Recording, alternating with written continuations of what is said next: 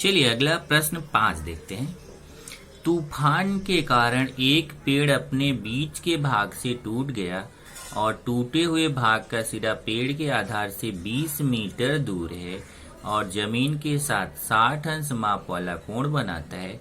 पूरे पेड़ की ऊंचाई ज्ञात करो। अब देखो इसका डायग्राम में बनाऊंगा ये पूरे क्वेश्चन का। कैसे डायग्राम बनेगा ध्यान से देखिए। पहले क्या बोला है, एक पेड़ है, तो पहले मैंने यहाँ पे देखिए ए बी एक पेड़ है। ए बी क्या है, एक पेड़, और एक कहीं पे भी बीच से टूट गया। अब कहीं से भी बीच से टूटने का मतलब ठीक बीच से टूटा है ऐसा जरूरी नहीं है, बराबर। एक बीच में यहाँ मतलब ये पूरे पेड़ में कहीं से भी टूटा हुआ है, तो मान लेते हैं कि कहाँ से टूटा हुआ है, बिंदु सी से टूटा हुआ है। और ये देखिए कैसे गिरेगा, ये जो AC स्थिति है ना, यही यहाँ से गिर के यहाँ CD स्थिति में आएगा। कैसे, ध्यान से देखिए, मैं आपको समझा रहा हूँ। जैसे मान लीजिए ये आपका पेड़ है और ये यहाँ से टूटा, तो ये जो पार्ट है ना ऊपर वाला, यही यहाँ नीचे ऐसे आके गिरेगा। मतलब यहाँ वाला सिरा यहीं रहेगा और ये वाला सिरा घूम के यहाँ नीचे आ जाएगा, ऐसा नीचे की तरफ आ जाएगा और ये इतना ही पार्ट बचेगा।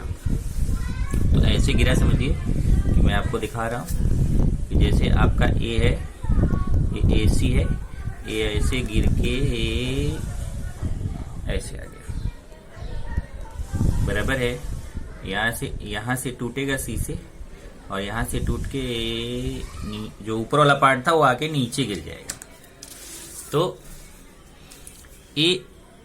ए वाला सिरा ना नीचे आ जाएगा डी पे, पर एक ही डायग्राम में यही सी वाला सिरा अपनी जगह रहेगा, केवल ए वाला सिरा गिर के कहाँ आ जाएगा, डी पर।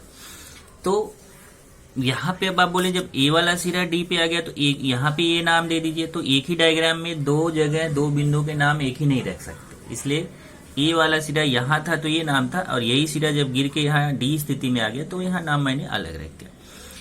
तो इस तरीके से ये क्षैतिज समांतर है।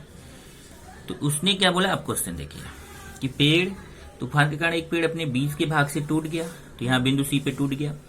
टूटे हुए भाग का सिरा पेड़ के आधार से 20 मीटर दूर। अब ये जो देखिए यहाँ पे ये जो सिरा यहाँ था, अब सिरा यहाँ आ गया नीचे, तो ये सिरे का, ये पेड़ का आधार है, आधार मतलब नीचे वाला भाग। तो पेड़ के आधार और सिरे के बीच की दूरी कितना दिया है, 20 मीटर। 20 मीटर दूर टूटे हुए भाग के सिरे का पेड़ के आधार से 20 मीटर दूरी है। और जमीन के साथ कितना कोण बनाता है, 60 अंश का कोण है। देखिए ये जमीन के साथ कितना कोण बना रहा है, 60 अंश का कोण बना रहा है। तो उसने बोला ये पूरे पेड़ की ऊंचाई कितनी थी, ये पूरे पेड़ की ऊंचाई हमें पता करना है कि पूरे पेड़ की ऊंचाई कितनी थी। तो देखिए डायग्राम बनाया, माना ए बी पेड़ है, ए बी पेड़ है, बिंदु सी से टूटकर CD स्थिति में गिर गया। ये बिंदु सी से टूटा और कैसे गिर गया, CD स्थिति में। इसका मतलब यही AC वाला भाग जो है, यही AC वाला भाग CD स्थिति में गिरा है, इसलिए AC बराबर CD होगा। इसको ध्यान से समझ लीजिएगा।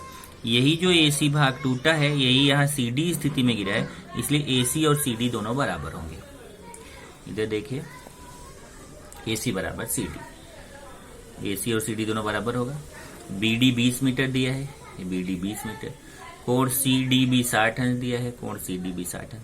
पेड़ की ऊंचाई निकालना है, मतलब हमें पेड़ की ऊंचाई मतलब क्या निकालना है, AB निकालना है। अब इसमें हमें पेड़ की ऊंचाई निकालने के लिए पहले ही आपको डायग्राम में समझा देता हूं, उसके बाद आप इजीली करेंगे। ये देखिए पेड़ दो भागों से मिलकर बना हुआ है, एक AC भाग है और दूसरा CB भाग है। तो आप क्या करिए, एक बार CB निकालिए। CB कैसे निकालेंगे, हमें सम्मुख भुजा निकालना है, संलग्न भुजा पता है। तो सम्मुख भुजा और संलग्न भुजा में हमारे पास कौन सा सूत्र होता है, tan थीटा का। तो tan थीटा के सूत्र से हम CB निकाल सकते हैं। और फिर यहाँ संलग्न भुजा पता है, कर्ण निकालना है। अगर हमें CD निकालना हो तो संलग्न भुजा पता है, कर्ण निकालना। संलग्न भुजा और कर्ण में हमारे पास कौन सा सूत्र होता है, cos थीटा का सूत्र होता है। तो cos थीटा के सूत्र से हम CD निकाल लेंगे।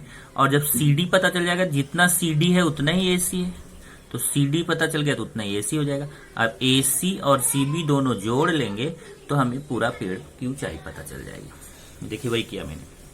पहले मैंने tan थीटा का सूत्र लगाया, समकोण त्रिभुज CBD में tan थीटा, सम्मुख भुजा बटे संलग्न भुजा। थीटा का मान कितना है 60 अंश, tan 60 अंश, सम्मुख भुजा संलग्न भुजा, सम्मुख भुजा CB है, सम्मुख भुजा CB है, संलग्न भुजा BD है। तो ये हो गया CB बटे BD। BD का मान कितना है 20। यहाँ से tan 60 का मान आपको त्रिकोणमिति सारणी से देखना है। त्रिकोणमिति सारणी से देखेंगे tan 60 का मान कितना होता है कर्ण में 3, उस दिन दिखाया था आपको। और CB अभी भी आप जाके चेक करिए त्रिकोणमिति सारणी से, तो tan 60 का मान कर्ण में 3 होता है।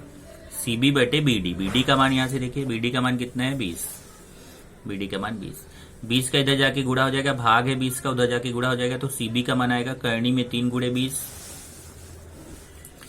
ये देखिए कर्ण में 3 गुणे 20, तो CB का मान आ गया 20 कर्ण में 3 मीटर। ए वाला मान आपको पता चल गया CB। अब हम CD निकालेंगे cos थीटा के सूत्र से।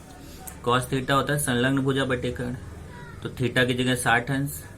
अब देखिए संलग्न भुजा कौन है, कर्ण कौन है, संलग्न भुजा BD है, क्योंकि 60 के सामने CB सम्मुख भुजा होती है, तो BD क्या है संलग्न भुजा, और कर्ण कौन है CD, तो BD बटे CD। cos 60 का मान त्रिकोणमिति सारणी से देखेंगे तो 1/2 होता है। देखिए जरा आप लोग cos 60 का मान त्रिकोणमिति सारणी से कितना होगा 1/2। BD का मान 20 है, BD का मान 20 रख दिया, CD का निकालना है। तिर्यक गुणा करेंगे, CD का 1 से गुणा CD, 20 का 2 से गुणा 40, तो CD का मान 40 आ गया। अब जब CD 40 आ गया तो उतना ही AC होगा, तो CD 40 आया तो AC भी कितना होगा 40, जितना CD उतना AC, तो CD 40 मीटर हो गया, तो AC बराबर है CD के, इसलिए AC भी 40 मीटर। तो AB कैसे निकाल सकते हैं, AB निकाल सकते हैं, AC में CB जोड़ देंगे तो पूरा AB मिल जाएगा।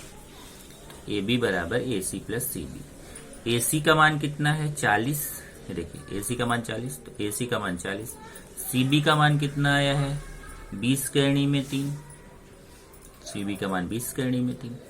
तो इस तरीके से 40 धन 20 कर्ण में 3 जोड़ेंगे, तो ये आपका आंसर। अब ध्यान रखिए यहाँ पे 40 और 20 जोड़ के 60 कर्ण में 3 नहीं लिख सकते, ये ऐसे रहेगा, क्योंकि ये दोनों सजातीय पद नहीं है। अगर यहाँ 40 करणी में 3 होता तो 40 करणी में 3 और 20 करणी में 3 सजातीय करणियां हो जाती तो जोड़ सकते थे, लेकिन ये सजातीय भाग नहीं है, इसलिए इसको जोड़ नहीं सकते। तो ये 40 और ये 20 प्लस 20 करणी में 3 इसको जोड़ा नहीं जा सकता, तो इसका आंसर यहीं पे छूट जाएगा। आप चाहे तो यहाँ करणी में 3 का मान 1.73 रख के दशमलव में आंसर निकाल सकते हैं।